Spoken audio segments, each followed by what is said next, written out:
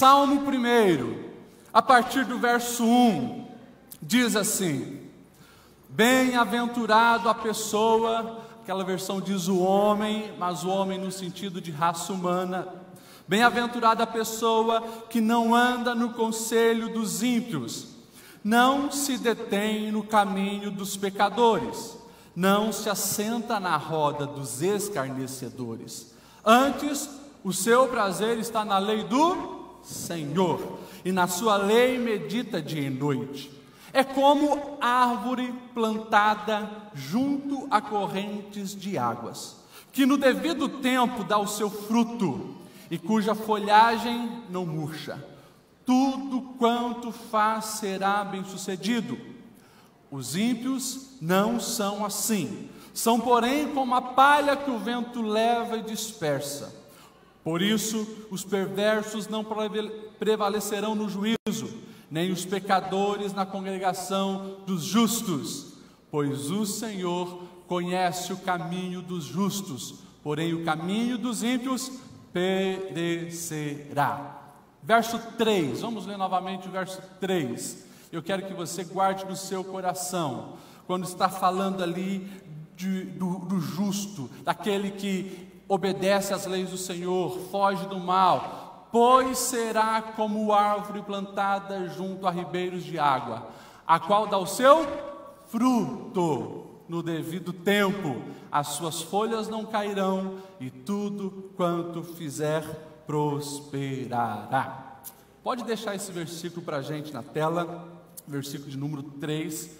Eu gosto da maneira como esse salmo começa. Bem-aventurado. Já falei para vocês o que significa bem-aventurado. Significa feliz. Feliz. Eu pergunto para vocês: quem quer ser feliz? Todos. Pergunto de novo: a maioria da população é feliz? Quem acha que a maioria da população, quando nós pegamos aí os mais de 7 bilhões de pessoas no mundo, quem acha que, se a gente dividir no meio, quem acha que mais de 50% é feliz, levanta a mão. 1, 2, 3, 4 pessoas. Quem acha que a maioria não é feliz, levanta a mão. A grande maioria de vocês acham que a humanidade, no seu geral, não é feliz. E eu pergunto para você, de que lado você está?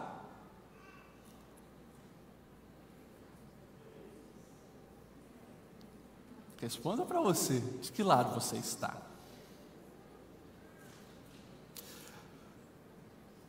O assunto hoje, na verdade, eu não vou entrar nesse assunto de tristeza, de felicidade, mas a gente precisa parar para pensar sobre a nossa vida. Semana passada eu ministrei, e a pregação foi sobre que desistir não é uma opção. Em certo momento da minha fala, eu disse que uma frase das redes sociais intensa tem sido: foco, força e fé. E eu disse: não adianta ter força e não adianta colocar a fé se não tem um foco, se não sabe em que colocar a fé, se não sabe em que descarregar a sua força.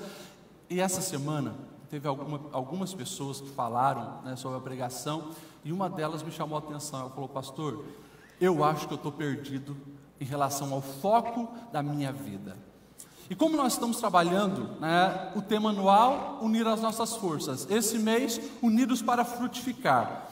Esse salmo de número 1 veio ao meu coração e eu gostaria de compartilhar algumas coisas com vocês, porque com uma beleza de inspiração divina, o salmista, ele começa falando sobre felicidade.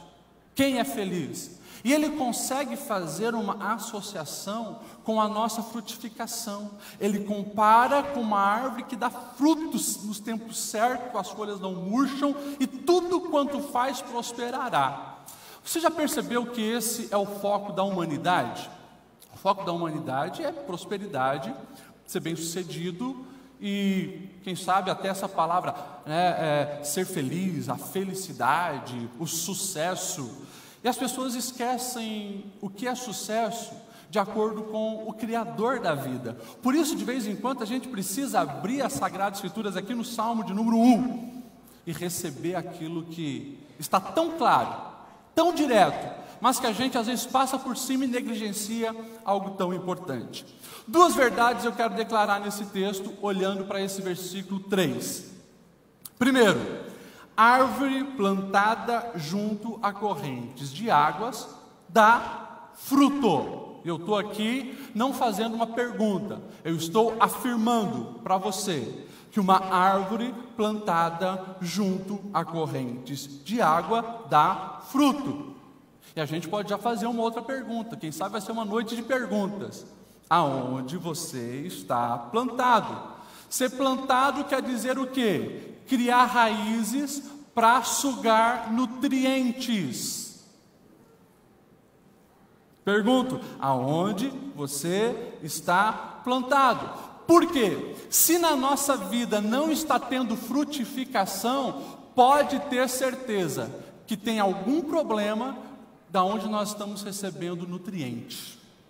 E quando nós olhamos para esse texto, olhando todo o contexto, até o verso 2, que vai dizer sobre meditar e da lei do Senhor o tempo todo, amar as coisas do Senhor, a gente já consegue entender que o salmista está deixando bem claro, trazendo para a realidade da vida, essas correntes de águas são o Senhor, e aqueles que estão perto, não longe, perto do Senhor, as suas raízes conseguem extrair os nutrientes necessários para dar frutos.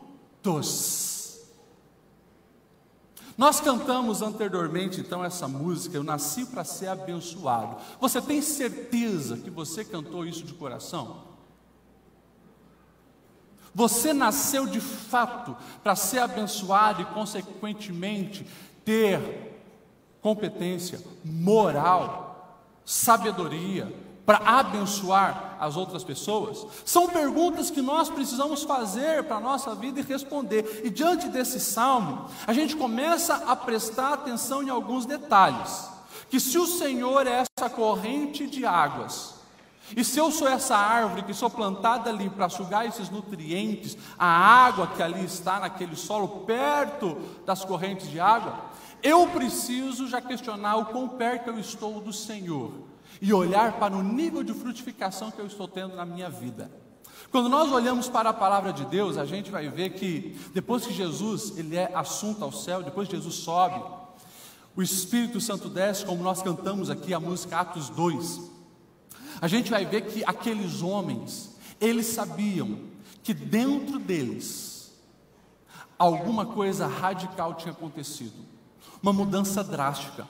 Por quê? Aquela essência que lá no Jardim do Éden havia se perdido, de ser imagem e semelhança do Senhor, foi agora resgatada em Cristo na cruz. Novamente eles eram filhos de Deus. Consequentemente, eles sabiam do potencial da vida deles, do chamado para a vida deles, do foco, do objetivo da existência deles, que era o quê? Viver pelo Senhor, para o Senhor, com o Senhor. E daí a gente consegue ver mudanças tão lindas, que um milagre acontece perto ali no templo, nas escadarias do templo, e os fariseus, saduceus que compunham o sinédrio, aqueles que governavam, eles chegam para os discípulos e dizem: vocês estão proibidos de pregar sobre esse Jesus. E daí eles mesmos, Atos 4 vai registrar no verso 13, o sinédrio ficou perplexo. Por quê? Quando eles começaram a ver quem era Pedro, quem era Tiago, quem era João, esses camaradas, era gente sem instrução, gente que não teve grandes estudos, não sentaram com grandes ensinadores para receber tanta informação, e o texto vai dizer, eles identificaram que tiveram com o Senhor, porque o estar com o Senhor faz gerar os frutos, e esses frutos em abundância, esses frutos que realmente fazem a diferença e mostram o propósito da nossa vida.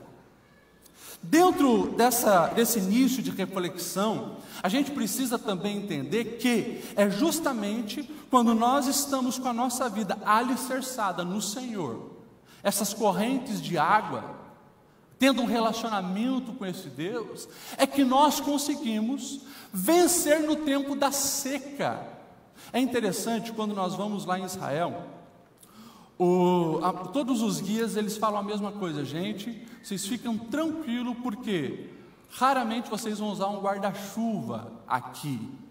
E daí você pergunta mais alguma coisa, o porquê disso, e eles vão te falar: olha, em Israel, aqui nessa região toda, Palestina, até mesmo essa região da Península do Sinai no Egito, aqui chove em torno de 15 dias por ano. 15 dias por ano, e quando chove, daí chove muito, né? Daí a gente vai entender o que eram as correntes do Negueb, né, que vinham arrastando tudo. Agora você imagine isso, esse salmista ele vive nessa realidade, ele sabe que a árvore precisa dar fruto, agora só vai conseguir dar fruto nesse período todo de seca, se estiver perto das correntes de água. Pastor Lediel, o que o senhor está querendo falar para as nossas vidas no começo dessa reflexão? Estou querendo deixar bem claro que você foi chamado para dar fruto, e o nível de frutificação na sua vida está totalmente relacionado o quão perto você está das correntes de água, que é o Senhor. Eu estou dizendo para você, quanto mais perto você estiver, mais você terá capacidade de sobreviver no período de seca, e consequentemente continuará produzindo o fruto no momento certo durante todos os meses do ano. Eu gosto da versão da Almeida, a mensagem. Nós lemos a Almeida, a versão a mensagem vai dizer justamente isso: essa árvore consegue dar o fruto certo todos os meses. Falando ainda de árvore, das águas que correm, é interessante quando nós olhamos para a realidade de uma árvore. Você não vai conseguir enxergar uma árvore que se alimenta do seu próprio fruto. O fruto da árvore serve para alimentar pessoas, animais e assim por diante. Já parou para pensar nisso? Ou seja, quando a inspiração divina toca no coração desse homem que compôs esse salmo, alguns acham que é Davi, mas não tem registro histórico que seja ele. Mas já parou para pensar nisso? Ele coloca nós, seres humanos, numa comparação de uma árvore frutífera, só que a gente começa a entender por que a bem-aventurança não faz parte da maioria das pessoas, como nós falamos, ou seja, a maioria das pessoas não são felizes, sabe por quê? Porque elas não estão se comportando como deveriam no sentido de egoísmo, hedonismo. São árvores que querem produzir frutos para si, e consequentemente isso é uma incongruência, é uma anomalia, é algo que não existe na realidade. Você precisa entender uma coisa muito séria que o Espírito Santo está conduzindo-nos nessa reunião hoje à noite. Você foi criado, projetado para dar frutos, e quando se fala em frutos, é na vida de outras pessoas, é abençoar as outras pessoas. Nós cantamos aqui: eu nasci para ser abençoado, e abençoado eu posso abençoar. A maioria das pessoas não entram na metade, ou menos da metade, como vocês falaram, de pessoas realizadas e felizes, que têm uma plenitude na alma. Sabe por quê? Porque permitiram que o egoísmo dominasse o seu coração. As pessoas vivem apenas para si, e isso tem sido a norma. Mas quando nós olhamos para a palavra, nós vamos ver a proposta do Criador da vida totalmente inversa a isso. O frutificar é abençoar, é amar, é estender a mão, é ajudar. E eu vou dizer mais: não quer dizer que você, como árvore, é responsável por alimentar uma cidade inteira. Não. A árvore, ela recebe os nutrientes necessários, ela dá os frutos, mas ela dá uns frutos para certo número de pessoas. E pode ter certeza, tem pessoas que passarão pela sua vida, aonde o único fruto que elas poderão absorver, comer, ingerir, para continuar vivendo, é aquilo que vem de você. Começa pela sua família, começa pelas pessoas que te cercam no trabalho, quem sabe a sua parentela, quem sabe a sua vizinhança. Eu estou te chamando para uma caminhada de felicidade plena em Deus, aonde só vai acontecer a partir do momento que você entender que está nessa terra para buscar o Senhor, receber do Senhor e oferecer algo para as pessoas que estão ao seu redor. Enquanto você manter essa mentalidade egoísta, essa mentalidade onde tudo precisa gerar em torno do seu umbigo, você lamentavelmente estará do lado daquela grande maioria que não conhece a verdadeira felicidade. Pode ter dinheiro no bolso, pode ter diplomas na parede, pode estar com o carro dos sonhos, a casa dos sonhos, o trabalho dos sonhos. Se você não abençoar, entregar frutos para alimentar outras pessoas, pode ter certeza, o vazio na sua alma será crônico. Pastor Lediel, meu Deus, semana passada a palavra foi mais light. Pois é, mas nós estamos falando sobre foco de vida. E eu, como pastor, não posso permitir que você passe por essa vida gastando todos os teus recursos, tuas habilidades, toda a tua inteligência, todo o teu potencial em coisas que ficarão nessa vida. Você precisa entender que Deus te deu vida, Deus te deu Cristo, que é o Salvador, Deus te resgatou, Deus te deu esse potencial para que aquilo que você produzir na sua existência ultrapasse a tua própria existência nessa terra. Quem está entendendo, diga amém. Amém. E você precisa entender também que a árvore, quando produz os frutos, dentro daquele fruto tem as sementes. Essa semente, a gente pode dar um nome para ela, evangelho. É aquela pessoa que você quer que conheça também a Cristo, tenha a alegria da salvação, uma experiência real com Deus. Só que, muitas vezes, nós queremos fazer as pessoas ingerirem as sementes, sem comerem dos frutos.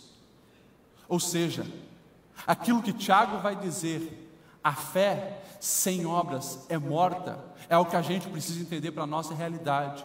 Você precisa entender que aquelas pessoas que você ora, você clama, para que tenham uma experiência com Deus, elas precisam começar a receber os frutos da sua vida, depois elas vão enxergar a semente que está dentro. Entenda essas realidades, porque você foi chamado para ser uma árvore frutífera. Amém ou não amém?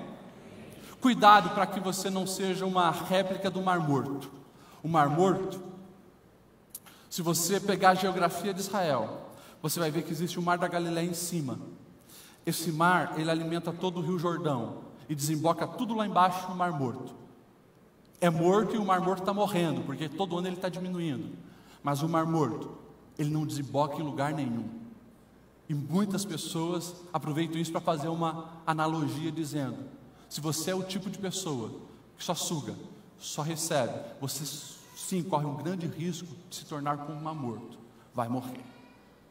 Esse é só o começo da mensagem, porque eu quero que você entenda que você foi chamado para frutificar, para abençoar outras vidas. E a gente precisa, e aqui a gente entra no corpo dessa reflexão, a gente precisa se perguntar: o que tem acontecido que eu não estou frutificando como deveria, pastor Lediel? O que tem acontecido que eu não consigo ser bem sucedido, como esse salmo vai usar essa expressão algumas vezes?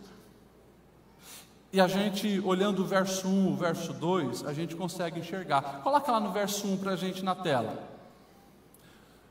O versículo 1 vai dizer: bem-aventurado o homem que não anda segundo o conselho dos... Já expliquei para vocês o que é ímpio. Ímpio é aquele que não é pio. Ele é um ímpio, ou seja, não tem piedade, não tem respeito por Deus, não busca o Criador do universo. Se você deseja frutificar e sair dessa realidade limitadora, que tem literalmente comprometido o teu potencial como um ser humano, e principalmente agora, um ser humano que conheceu ao Deus verdadeiro, recebeu a salvação, recebeu essa graça do Senhor e voltou a ser chamado de filho de Deus, você precisa começar a evitar algumas coisas, porque o texto é bem claro: bem-aventurado, feliz é a pessoa que não anda segundo o conselho dos ímpios. A versão, a mensagem, ela vai dizer assim: como Deus gosta das pessoas que não aparecem no bar do pecado, não anda na espreita do beco sem saída e não frequenta a escola dos desbocados. Eu acho interessante, porque ele traz uma versão bem contextualizada. Agora, quando nós falamos isso, você precisa fazer um levantamento aonde você tem buscado os conselhos para a sua vida. Toda atitude que você toma, ela é resultado de alguma crença que você tem. Vou repetir isso. Toda atitude que você toma é resultado de uma crença que você tem. Até mesmo a atitude que você tomou de vir aqui nessa noite, na Igreja Assembleia de Deus, Rua São Paulo 890, ficar sentado para ouvir um pastor falar. Por trás da atitude que você está agora mostrando, desse teu comportamento, existe uma crença. Uma crença, quem sabe, que vai ter uma palavra de Deus para você, uma crença que alguma oração pode fazer uma diferença na sua vida, uma crença que você está precisando de Deus e já faz um tempo, quem sabe, que não sente a presença de Deus. Ou seja, você está aqui parado me ouvindo porque tem alguma crença alimentando esse teu comportamento. Consequentemente, eu preciso começar a vigiar aonde eu estou recebendo conselhos que vão formar os princípios, os valores, as crenças no meu coração. Lá na frente, se a gente olhar a Bíblia, a gente vai ver o Provérbios 4:23, sobre tudo que deve guardar, guarda o coração, porque dele procede as saídas da vida. É nessa pegada. Da onde está vindo os conselhos que regem as suas crenças e determinam o teu comportamento? É de uma série que você está assistindo no Netflix? Porque isso está te influenciando. É de um estilo de filme que você gosta de assistir? É daquele teu amigo que está no quarto casamento, que está te dando conselhos sobre como ser feliz no casamento? É daquele funcionário que dá um jeitinho e passa a mão no patrão, aparentemente parece que está se dando bem na vida, mas está construindo sobre a areia e uma hora vai cair? É dele que você está recebendo os conselhos? Da onde está vindo os conselhos que determinam o teu comportamento? É da televisão, Jornal Nacional? É da CBN? É de um livro de alguém que fracassou na vida, fracassou em todas as áreas e está querendo dar uma moral de como a sociedade deve viver? Um exemplo disso, Karl Marx. Dá uma olhada na biografia dele. Fracassou em todas as áreas familiares, criação de filhos, casamento, relacionamento com os amigos, e quer mostrar um modelo perfeito na mente dele, como a sociedade deve se comportar. Da onde vem as orientações, os conselhos que você está tomando as decisões? É de um professor universitário? É de um youtuber lá na internet? Ou é de alguém que ama você? Ou é da palavra de Deus? A Bíblia vai contar uma história de um moço chamado Aminon. Aminon era filho do grande rei Davi, linhagem boa. Aminon cresceu junto com seus irmãos, vendo seu pai buscar a Deus. Só que Aminon, com o tempo, começou a fazer algumas amizades erradas, e teve um momento da sua vida onde ele se apaixona pela sua meia-irmã. Literalmente, ele se apaixona, fica com uma paixão desenfreada por ela. E daí, as raízes começam a sugar nutriente do lugar errado, os conselhos do lugar errado. Um amigo dele chamado Jonadab diz: cara, você é filho de Davi, você é filho do rei, você pode fazer o que você quiser. Faz o seguinte, pede para o teu pai para enviar sua irmã aqui, alegando que você está doente, precisa que ela faça uma comida, um bolo para você. Quando ela vem, você agarra, faz com ela o que você desejar e está feito, cara. Você é filho de Davi. Olha a fonte.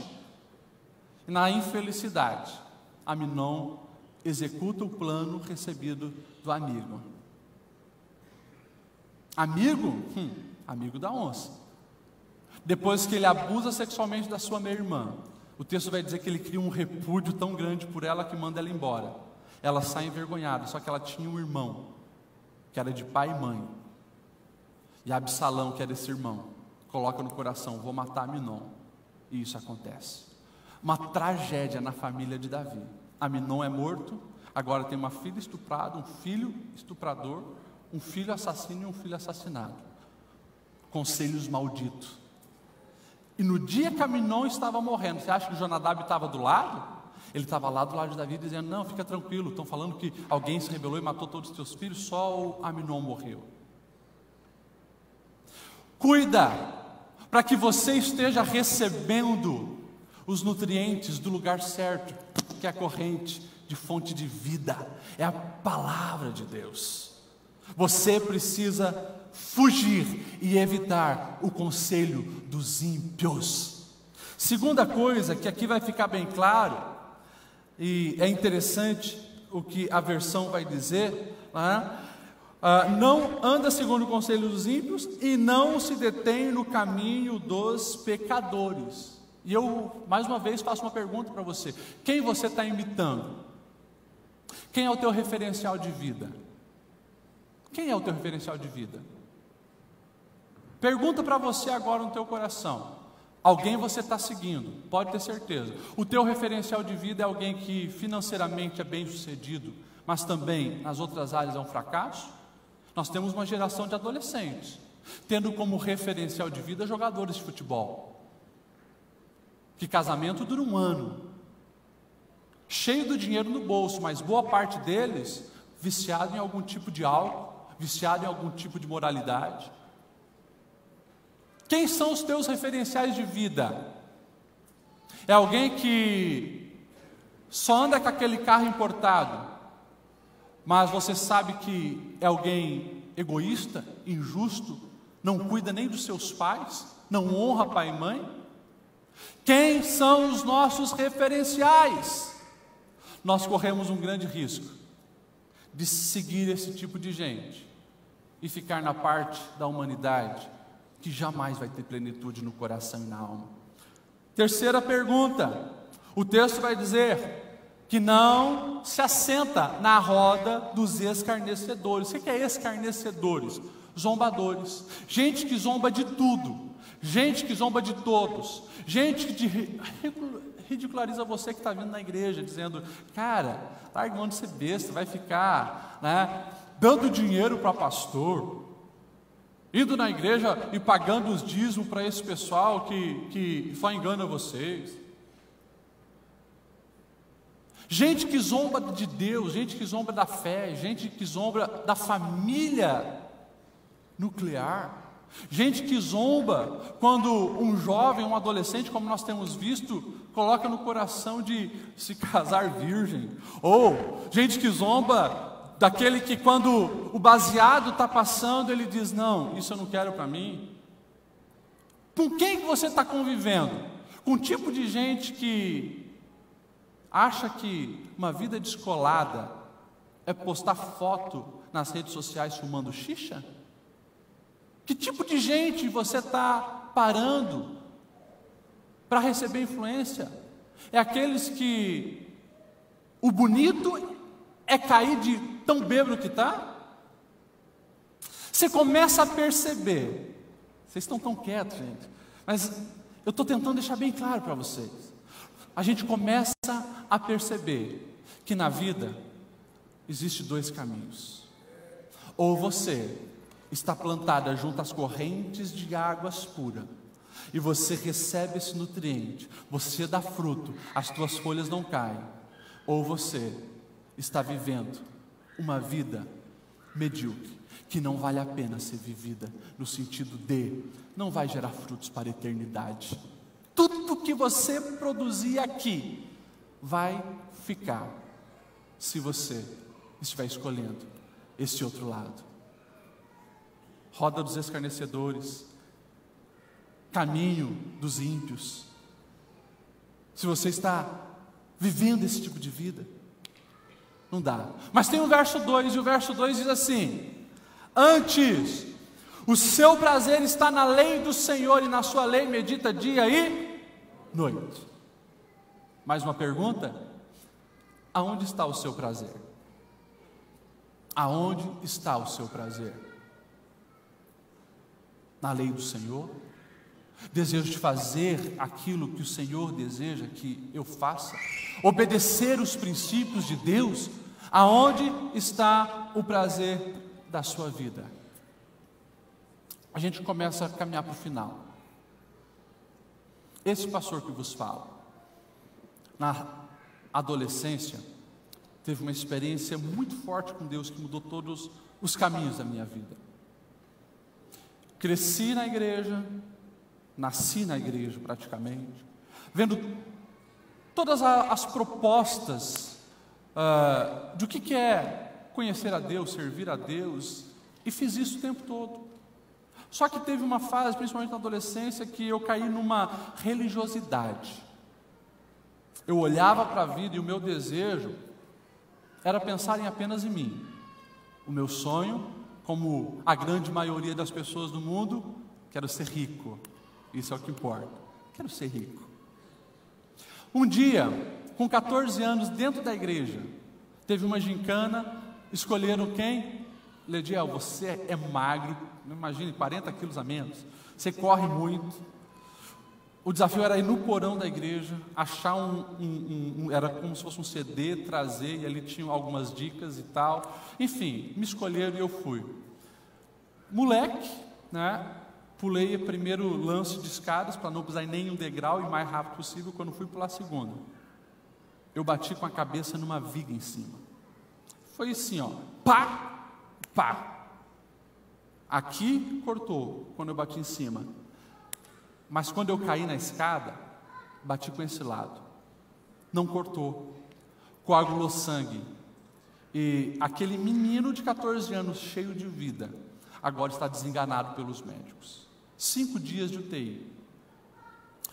Um médico ali em Lages era quem poderia fazer aquela cirurgia de abrir a cabeça, tirar o sangue coagulado, depois costurar. Eu fiquei mais ou menos, eu fiz 2 cirurgias, né? Teve que fazer a primeira, 15 dias depois teve que fazer a segunda, para colocar um dreno e tal. Agora, na segunda vez que eu estava ali no hospital, sofrendo bastante, sentindo muita dor na cabeça, era um dia de noite, na primeira vez fiquei no particular, na segunda vez era no público, os pais não podiam ficar, então eu estava lá com mais 2 pessoas, eram 3 no mesmo quarto. Naquela noite eu estava sozinho, e o Espírito Santo se manifestou naquele lugar, e Deus fez uma pergunta para mim. E a pergunta que Deus fez é: não disse que a vida é como um vapor? Porque na minha mente de adolescente, estava muito claro, eu primeiro vou ganhar a minha vida, e depois faço alguma coisa para Deus. Vou tocar na banda, né, e cantava no grupo, e sempre envolvido, mas eu queria gastar a vida para mim, até que o Senhor apareceu para mim e deixou bem claro, a vida é mais do que viver para si próprio. Naquele dia eu tive uma experiência tão forte com Deus, e eu tomei grandes decisões de mudar a minha vida, de buscar mais a Deus, de conseguir enxergar nas pessoas algo que antes eu não enxergava. Ali estava o meu alvo e o meu objetivo de vida. Gente, com o tempo foi passando e o amadurecimento espiritual, eu entendi que esse chamado não era só para mim, esse chamado é para todos. Nós somos chamados para produzir frutos, os frutos que vão alimentar outras vidas e fazê-los conhecer o Evangelho. Daí a gente começa a entender o que Jesus está dizendo lá em Mateus 5, verso 16, que as pessoas vejam as vossas boas obras e glorifiquem o Pai que está no céu. Nesta noite, eu queria que você saísse com uma convicção no teu coração deste lugar. Você não foi chamado por Deus, você não nasceu, você não está nessa terra para construir coisas que aqui vão ficar apenas. Você está aqui nessa terra para, antes de edificar projetos, de ganhar diplomas, de ganhar dinheiro, de deixar um valor no banco para o teu filho, teus netos e assim por diante, antes de tudo isso, você foi chamado para marcar vidas com amor. Se você não fizer isso, escuta o que eu vou dizer para você. Você vai passar pela vida sem desfrutar o melhor da vida, que é conhecer de fato quem é Deus e poder ser um instrumento nas suas mãos. A palavra, ela é bem clara. Se nós queremos honrar o Senhor, se nós queremos mostrar o amor pelo Senhor, não tem como fazer isso sem ter uma transformação na nossa mente e no nosso olhar para com a humanidade. E o Espírito Santo está falando com cada um de nós hoje aqui sobre isso.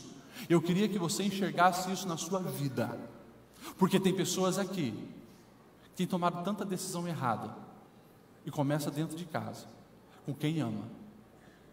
Pessoas que estão brigados com irmãos, com parentes, com o cônjuge, por coisas que não vale a pena brigar.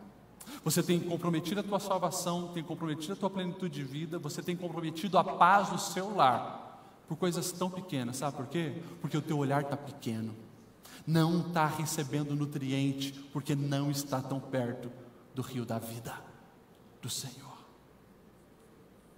Eu queria que você saísse daqui disposto a tomar atitudes. E esse vai ser a série de mensagens que nós vamos fazer em março. Eu decido.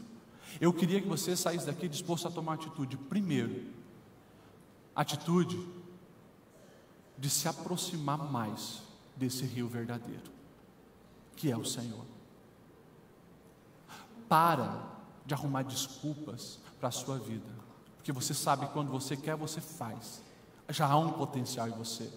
Essa história de que não tem tempo para orar, não tem tempo para conhecer mais a palavra, não temos desculpas que sejam plausíveis para justificar diante de Deus a nossa negligência para com o relacionamento com Ele.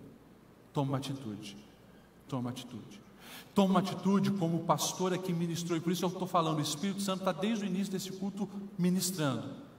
Toma uma atitude para você não ser aquele que reage apenas, mas aquele que age, se posiciona. Quando o pastor mostrou a foto daquela mulher que tomou um posicionamento diante de uma situação caótica e lutou por aquilo que ela acreditava, é o que você precisa começar a fazer. Mesmo se você não está tendo apoio das pessoas que estão ao seu redor, você sabe o que é o certo. Eu estou dizendo o que é o certo, o que você foi chamado. É para amar a Deus e amar pessoas. E isso é o que importa. Se você não está conseguindo fazer isso, se aproxima mais desse rio. Busque essa seiva, porque você vai conseguir ser protagonista, ser proativo, se posicionar diante da vida e dizer, independente se a pessoa está me desrespeitando, me negligenciando, a minha essência é diferente.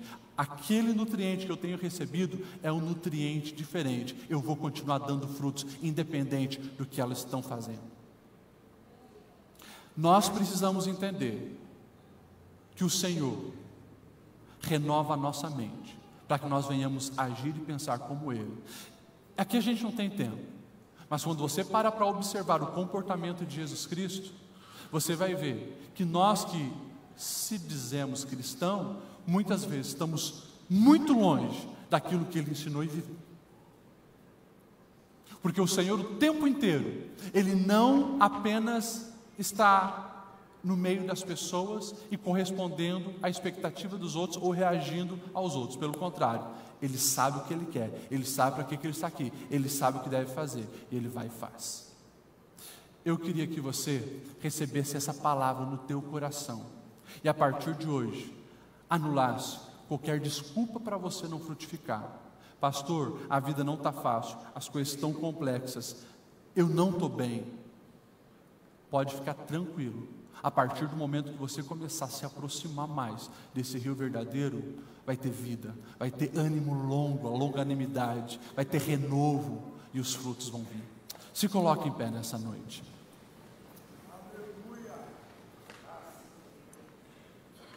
Quando Jesus está dando uma das últimas instruções para os seus discípulos, Ele vai falar aquilo que ficou registrado em João capítulo 15.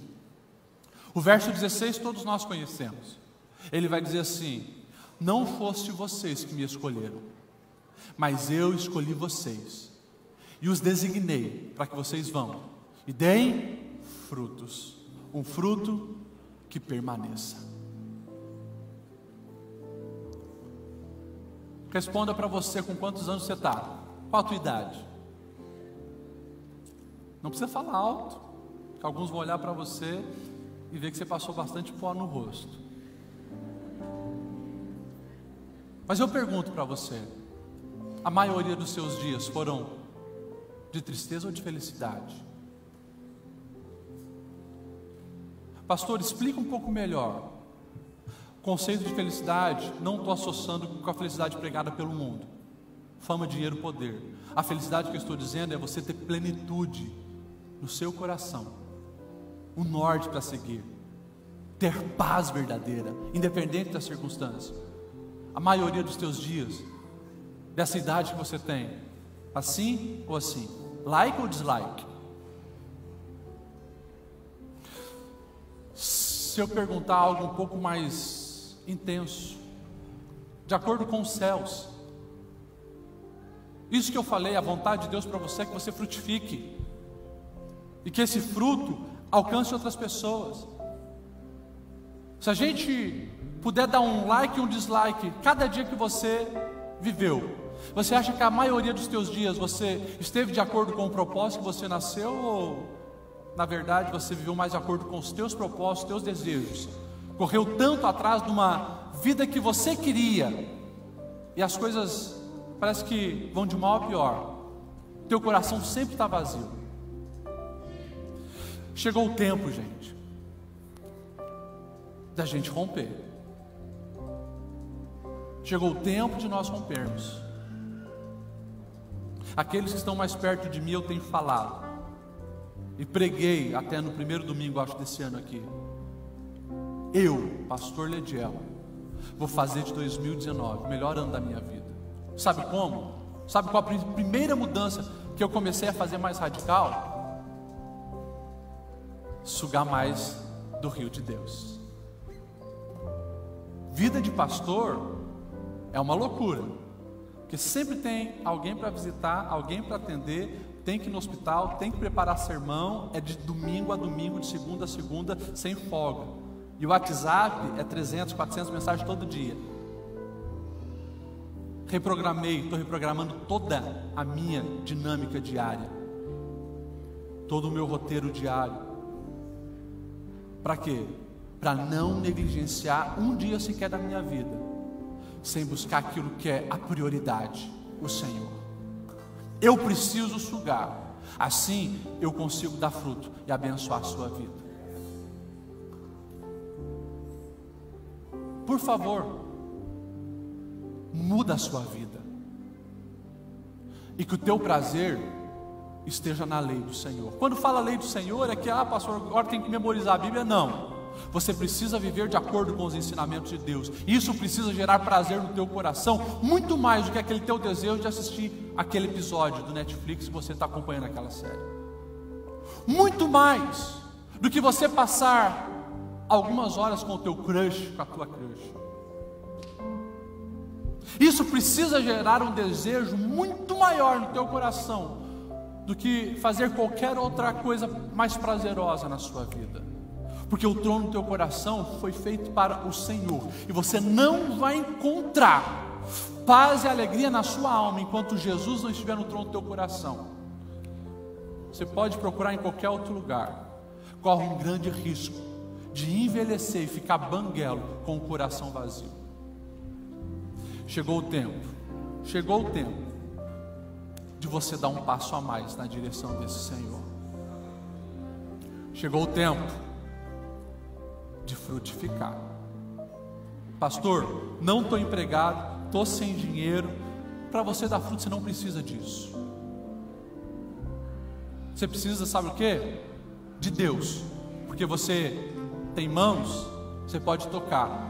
Você tem um sorriso, você pode sorrir. Você tem uma língua, você pode liberar palavras de bênção e não maldição. Você tem braço, você pode dar um abraço. Você pode fazer tanta coisa.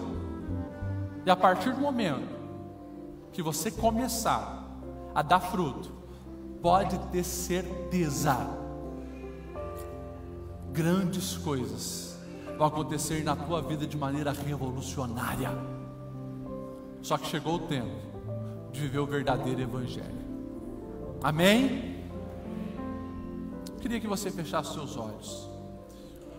Se por acaso tem alguém aqui nessa noite e você nunca manifestou publicamente o seu desejo de se entregar completamente a Jesus, levanta a sua mão aonde você está. Temos algumas pessoas aí. Os demais nem precisam abrir os olhos. Você que levantou a mão, sai do seu lugar, vem aqui na frente. Eu quero orar por você. Vem cá. Você que está de olhos fechados,